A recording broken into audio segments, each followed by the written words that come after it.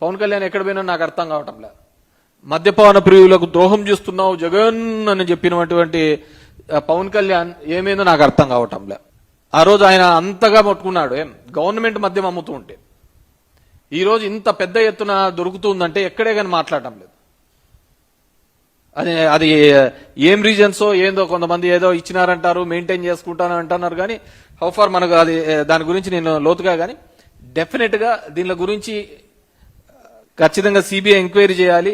మా పార్టీ వాళ్ళని ఇరికించడం వల్ల మీరు తృప్తి పొందడమో, పేపర్లలో 4 కథనాలు వస్తున్నాయని దాని మీద మీరు బాధపడ్డమో కాకుండా, ఎవరైతే దీనిలో మూలాధారం ఉన్నారో అది ఎంతటి వారైనా వదిలిపెట్టమని మీరు అంత గట్టిగా చెప్తున్నారు. కాబట్టి డెఫినెట్ గా మీరు దీని మీద సిబిఐ ఎంక్వైరీ చేసేయండి ఖచ్చితంగా. అప్పుడు కానీ దీని మీద తేలేదని చెప్పేసి కోరుకుంటున్నాను. ఎందుకంటే మీరు చేసేది మొదటి నుంచి కూడా బురద జల్లే రాజకీయమే.